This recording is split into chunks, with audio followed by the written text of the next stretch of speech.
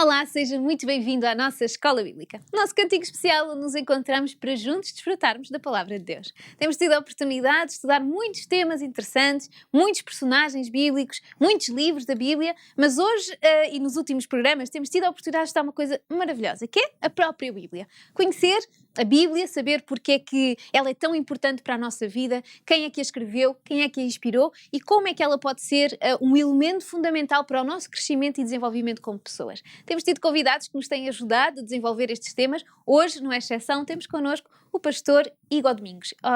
Igor, muito obrigada por estares aqui connosco. Obrigado pelo convite. E com a ajuda do Igor, vamos já começar então com o sumário de hoje. Igor, o sumário de hoje é? O sumário de hoje diz o seguinte: a interpretação bíblica é necessária para uma compreensão da verdade, da nossa salvação e do caráter de Deus. Jesus interpretou a Bíblia do seu tempo.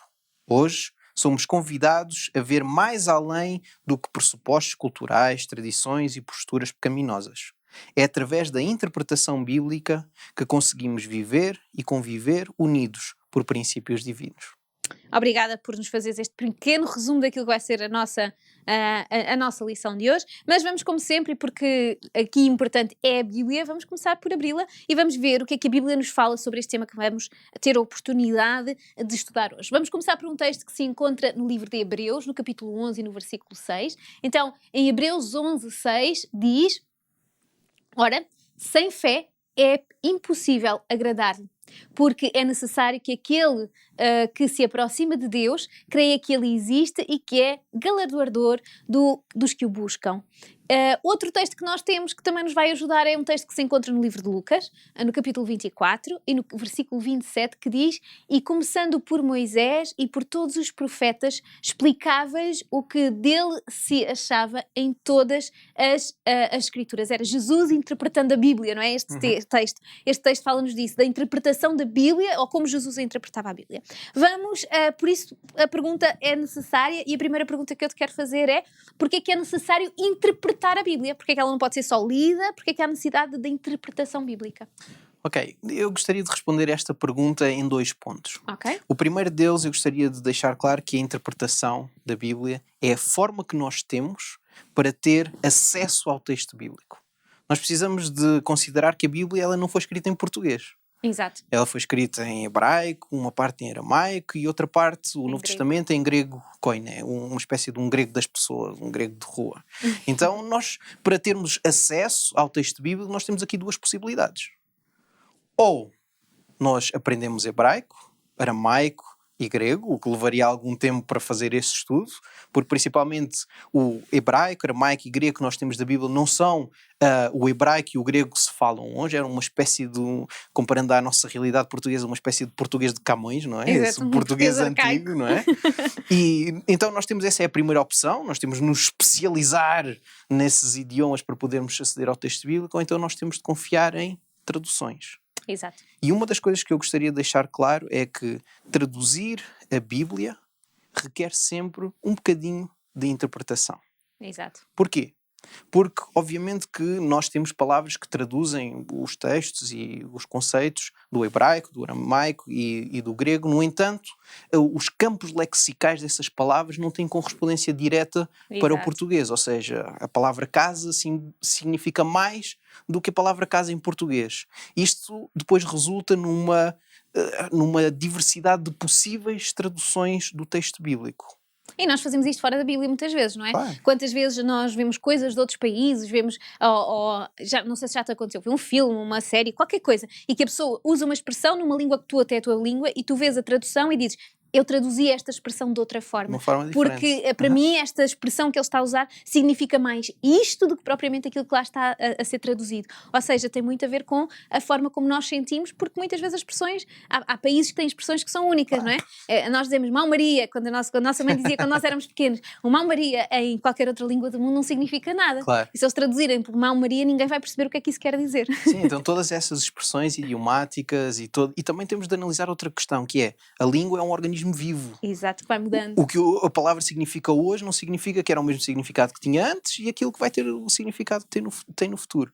Por isso, na hora do tradutor bíblico no momento que ele tem de traduzir a Bíblia, ele encontra-se ali um pouco numa tomada de decisões. Qual destas possíveis traduções é a mais adequada para transcrever a intenção do texto original? Exato. E aí é onde entra esta interpretação. E a interpretação bíblica tem como nome hermenêutica. Exato. E a hermenêutica então tem como propósito a transmissão do significado bíblico e também ajuda-nos a saber como é que nós podemos utilizar o princípio bíblico nos nossos dias. Ou seja, isto dito de outra forma, a hermenêutica tem como propósito analisar o contexto em que o texto está apresentado, o contexto cultural, o contexto no livro, o contexto social até, e espremer o texto bíblico e tirar o princípio. Ok. E ao tirar esse princípio, então, ajuda-nos a tê-lo como uma ferramenta para nós podermos aplicar esse princípio na nossa realidade, na nossa cultura e também no nosso contexto. Então, nós podemos então agarrar nesses pontos e precisamos deles porque nós não temos a Bíblia em hebraico, não é? Claro. E mesmo se tivéssemos em Bíblia em hebraico, não vivemos naqueles países, naquela época daquele tempo. Porque viver agora em Israel e ter a Bíblia em hebraico não é suficiente para eu perceber o que o texto quer dizer. Correto. Obrigada por nos ajudares a ver este ponto. Mas tinhas falado em dois. Sim, este é um. É essencial a interpretação para nós podermos aceder ao texto bíblico. Okay. Mas também, através da hermenêutica, como já foi mencionado, também é a forma que nós temos de compreender o verdadeiro significado do texto bíblico. Tal como tu mencionavas há pouco, essas expressões idiomáticas do mal-maria também acontecem no hebraico, no aramaico e no grego. E nós precisamos de fazer esta interpretação para poder aplicá-las de forma a que o português, que vive na atualidade, possa então compreender o verdadeiro significado. E para isto nós precisamos de analisar algumas pequeninas coisas. Em primeiro lugar, o contexto direto do texto, ou seja, o livro em que foi inserido, o capítulo em que foi inserido. Também precisamos de analisar a intenção do autor ao escrever aquele texto. Da forma, na posição que se encontra, correto? Não é? A intenção de Deus ao revelar aquele princípio e também o tipo de linguagem que nós encontramos nessa passagem. Porque, caso contrário, nós podemos utilizar a Bíblia de uma forma incorreta. E deixa-me dar um exemplo. Há algumas pessoas que utilizam a Bíblia como uma espécie de livro mágico de tarô. E fazem uma espécie de um tarô bíblico. Eles fazem uma pergunta a Deus, abrem a Bíblia numa página ao calhas, ao azar, apontam com o dedo e leem o texto e esperam que aquele versículo vai dar uma resposta direta à sua inquietude, à sua necessidade. Deixa-me partilhar uma pequena história. Havia uma senhora que ela tinha um problema com o seu marido e eles acabaram por se separar e este homem começou uma relação com outra pessoa. E esta mulher estava frustrada porque é que o seu marido a deixou. Então ela fez exatamente isso. Abriu a Bíblia e leu em Gênesis 3, versículo 15, que diz: "Porém inimizade entre ti e a mulher." E ela ficou tranquila, porque pensou que Deus ia pôr inimizade entre o marido e a sua nova companheira, não é? E esqueceu-se de pôr aquilo no contexto, pôr o texto no seu contexto, que fala exatamente sobre a inimizade que há na questão, ou dentro do quadro do grande conflito entre o bem e o mal. Ou seja, muitas vezes nós vamos à Bíblia à procura de uma resposta e forçamos o texto bíblico para responder à nossa inquietude, em vez de nós tomarmos o nosso tempo de analisar o texto, no seu contexto, dentro do paradigma do grande conflito e da vontade de Deus e da revelação divina, para nós podermos receber a verdade da Bíblia e não inculcar a nossa necessidade e forçá-la dentro do texto bíblico. E isto é tão importante que Jesus Cristo é um exemplo neste sentido. Exato. O texto que nós acabámos de ler, não é? Estava Jesus a caminhar com os discípulos para Emaús e os discípulos estavam tristes porque Jesus Cristo tinha morrido e eles não sabiam porquê. Exato. Então Jesus agarra em quê? Na Bíblia. Exato. E começa desde Moisés até aos profetas, ou seja, todo o Antigo Testamento, a explicar o que é que estes textos diziam a seu respeito. O que é que eles diziam sobre a necessidade do Messias vir a esta terra, ter de se sacrificar em prol da humanidade, mas também ressuscitar de uma forma gloriosa, como um símbolo da ressurreição que todos aqueles que morrem em Cristo vão ter no futuro. Podemos dizer então que muitas vezes nós temos de ter cuidado e necessitamos de ir à Bíblia, porque se nós não tivermos cuidado, a parte humana vai ter muita preponderância e vai estragar, vai nos afastar da pureza da palavra de Deus. Por isso existem elementos no homem que são prejudiciais à compreensão bíblica, não achas? Correto. Sem dúvida. O ser humano, muitas vezes, quando se aproxima do texto bíblico, já vem com algumas coisas que o impossibilitam de receber essa revelação pura, essa relação verdadeira que a Bíblia quer transmitir. E eu gostaria de mencionar 7 desses problemas. 7 problemas que o ser humano pode ter, com certeza que há mais, mas gostaria que nós hoje nos focássemos nestes 7. O primeiro deles são os pressupostos. Cada um de nós tem uma história, tem uma experiência, cada um de nós tem talvez alguns traumas de infância, e nós, quando lemos a Bíblia, já lemos a Bíblia com os olhos da nossa existência. E, para ser justo, eu quero dizer que a Bíblia também apresenta alguns pressupostos. Quando nós lemos Gênesis capítulo 1, verso 1, diz: no princípio criou Deus os céus e a terra. Ou seja, a Bíblia pressupõe que existe um Deus, e que esse Deus tem a capacidade de criar. No entanto, se eu venho de uma experiência em que não acredito em Deus, ou que eu acredito que toda a existência é fruto do acaso e não de uma entidade que inteligentemente cria um mundo para o ser humano viver, aqui estes 2 pressupostos entram em conflito. Eu tenho tido a oportunidade de acompanhar algumas pessoas a estudarem a Bíblia que levam o seu tempo a poderem unificar estes 2 pressupostos. O pressuposto da Bíblia e o pressuposto individual. Porque só quando nós conseguimos encontrar estes pressupostos da Bíblia, então conseguimos entender e compreender que existe um Deus, que é omnisciente, omnipresente e omnipotente, é Criador e também é Salvador. Ok. Ponto número 2. Vamos para 2. Muitas vezes o nosso orgulho põe-se no meio da nossa recepção da mensagem divina. Porquê? Porque nós, como seres humanos pecadores, gostamos de satisfazer o nosso eu. Exatamente. E a Bíblia o que é que revela? A vontade de Deus. A vontade de outro que não sou eu. E às vezes quer-nos corrigir e o nosso orgulho não permite. Exatamente. E revela a vontade de Deus para a nossa vida também. Exato. Por isso, aí nós entramos num impasse de a quem é que nós damos ouvidos? A quem é que nós satisfazemos? A Deus que nos quer bem ou aquilo que nós achamos que é certo? Ponto número 3. Ponto número 3, gostaria de mencionar como o auto-engano.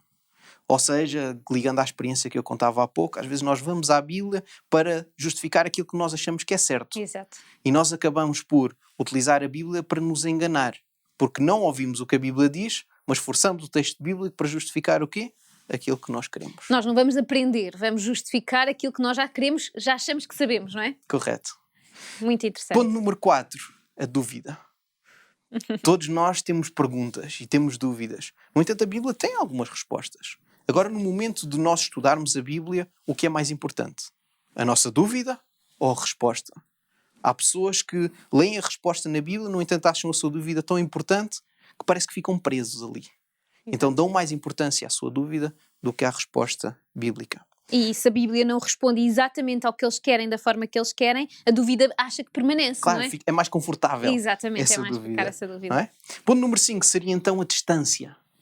Nós pensarmos que a Bíblia é algo que foi escrito lá no passado, para aquele povo, é escrita para corrigir as outras pessoas, para uma mensagem de Deus para as outras pessoas. Que disse a Moisés era para Moisés.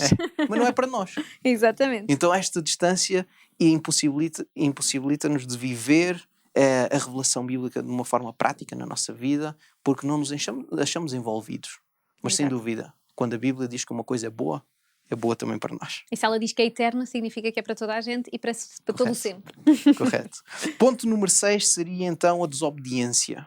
Que quando nós compreendemos o que a Bíblia diz, no entanto dizemos, isto não é para mim. Okay? Nós sabemos que é certo, sabemos que é para nós, mas simplesmente damos mais ouvidos ao nosso coração e acabamos por ir por outro sentido. O ponto número 7, e último ponto para terminarmos esta pergunta, eu dei-lhe um nome, que é o seleccionismo. Ou seja, a capacidade que algumas pessoas têm de ler a Bíblia e de selecionar quais são as partes que são para ela e as partes que não são. E depois dizem, esta parte é inspirada e aquela não, porque esta dá-me jeito que seja inspirada e aquela não dá jeito. E é interessante quando analisamos esse caso, porquê? Porque as pessoas normalmente concordam com tudo o que elas já fazem. Exatamente. Tudo aquilo que elas já praticam, tudo aquilo que vai de encontro à sua postura. No entanto, tudo aquilo que é novo, tudo aquilo que é diferente, tudo aquilo que é incómodo, elas simplesmente agarram na Bíblia, arrancam essa página e continuam. E nós vemos, eu tenho encontrado pessoas ao longo da vida que têm Bíblias mais pequeninas que a minha. Exato. Que só têm alguns capítulos, algumas páginas e só têm aquilo que realmente as faz confortáveis. Isso ajuda-nos a compreender que existe uma necessidade muito grande de nós compreendermos verdadeiramente a Bíblia e é importante haver uma interpretação correta da Bíblia para que o indivíduo não faça uma interpretação pessoal, mas faça uma interpretação dentro daquilo que é coletividade da existência humana, não é? É muito importante que quando nós vamos fazendo uma leitura e uma interpretação, que essa interpretação ela seja importante ser feita segundo aquilo que lá está e não o que eu quero conhecer. Por isso, diz-me como é que eu posso fazer isto de forma a que seja inclusiva a toda a sociedade que está à nossa volta. Okay. É importante nós analisarmos esta pergunta desde o ponto de vista do indivíduo e crescer até à comunidade. Ou seja, aqui nós vamos falar um pouco sobre a questão da igreja, também a comunidade cristã. E ao interpretar a Bíblia, ou seja, a ter acesso a esta revelação de Deus tal como Deus teve a intenção de partilhá-la com a humanidade, nós vamos ter a oportunidade de definir o que é a verdade. E ao definir o que é a verdade, isso vai ter depois mais à frente uma consequência prática, que é nós termos a certeza do que é o certo e do que é o errado, o que é o bom, o que é o mau. Então nós, ao conhecermos qual é a verdade, ao podermos aplicar esta revelação da verdade de forma prática na nossa vida, nós vamos começar por desenvolver uma coerência teológica no nosso pensar, nas nossas crenças, na nossa doutrina, mas também nas nossas ações. Exato. E isso vai ser um testemunho brutal para a sociedade. A nossa forma de viver sendo equilibrada, a nossa forma de pensar sendo equilibrada, a nossa forma de agir, dizer, decidir, estando em conformidade com a palavra de Deus, vai ser um grande testemunho para a comunidade. Um testemunho não só do nosso exemplo, mas do que é a palavra de Deus. Correto. Porque a partir daí as pessoas vão conhecer quem é Deus, vão conhecer quem é Deus e quem é a Escritura, quem é a Bíblia, através da forma como nós vamos agir. Correto. E não há nada mais do que confunda o mundo do que um cristão dizer que isto é certo e o outro cristão dizer que o outro é certo. E o cristão dizer que isto é certo e agir da maneira que é errada. Porque isso ainda é pior, porque serem duas pessoas, nós é pronto. Agora, quando a mesma pessoa tem um pensamento para um lado e depois tem uma ação para o outro lado, isso então confunde as pessoas, porque não existe coesão entre o pensamento e a ação. E isso é interessante quando todos nós vivemos de uma maneira que o nosso pensamento e a nossa ação é conjunta, e depois como tu e eu, como duas pessoas que aceitamos a Bíblia como regra de fé, que também nós possamos agir da mesma forma, porque seguimos o mesmo princípio. E quando nós, claro, crescemos desde o indivíduo até à comunidade, ou seja, se eu faço isso, se tu fazes isso, se todas as pessoas fazem isto, nós acabamos por ter uma comunidade religiosa que é coerente. Exato. Uma comunidade religiosa que não só conhece a Bíblia, mas vive os princípios bíblicos, e isto resulta numa igreja coerente, uma igreja que reflete os princípios da revelação bíblica, que reflete a verdade que nós encontramos unicamente através da hermenêutica bíblica. E essa é a única que é a igreja verdadeira. A igreja verdadeira, ou a igreja de Deus, é a igreja que faz isso. Sim, e a Bíblia tem uma forma para mencionar este princípio, chama a unidade do corpo de Cristo. Não é? E esta unidade do corpo de Cristo, ou seja, esta unidade da igreja, baseia-se nesses três princípios essenciais. A doutrina, exato, a forma como transmite e vive essa doutrina, e terceiro, evangelismo. Como é que espalha essa doutrina para que mais pessoas possam transformar-se em quê? Em verdadeiros membros do corpo de Cristo. Obrigada, Igor, porque nos trouxeste estes tantos pontos. Eu não consegui enumerá-los a todos, mas vou pedir a tua ajuda. Vamos passar ao ponto de aprende fazendo. Como é que eu posso agarrar em tudo isto que não me explicaste e hoje pôr já em ação e pôr já a funcionar naquilo que eu sou e na minha vida? Gostaria de responder a esta pergunta com 3 ações que nós podemos fazer. Coisas muito simples, mas que sem dúvida vão ter uma diferença vamos ver uma diferença na nossa vida a curto prazo, a longo prazo, a nível individual, mas também a nível da comunidade. Primeiro, considerar a Bíblia como algo essencial para a nossa vida. E como é que nós podemos chegar até essa Bíblia? Pela interpretação. Ok. Confiar em todos aqueles estudiosos que deram o seu tempo para que realmente hoje nós possamos ter acesso às traduções da Bíblia em português e que nós possamos passar tempo estudar a Bíblia. É o ponto número 2. Passar Muito tempo importante. a estudar a Bíblia, compreender realmente o que a Bíblia ensina. Não utilizá-la, como eu disse há pouco, como o tarô bíblico, Exato. mas sim passar tempo para conseguir compreender qual é o verdadeiro significado do texto bíblico. E terceiro, viver a Bíblia. Não simplesmente utilizar a Bíblia como um conhecimento teórico, mas como uma bússola moral que nos dirige a cada dia para tomarmos decisões de acordo com a vontade de Deus. Obrigada, Igor, por nos teres trazido este tema tão interessante e nos teres explicado de uma forma tão simples, mas tão profunda, aquilo que o Senhor pede para nós. Espero que em casa tenha gostado tanto como eu gostei. Quero continuar a contar com a sua companhia para juntos continuarmos a desfrutar da Palavra de Deus. Encontramos-nos no próximo programa e até lá.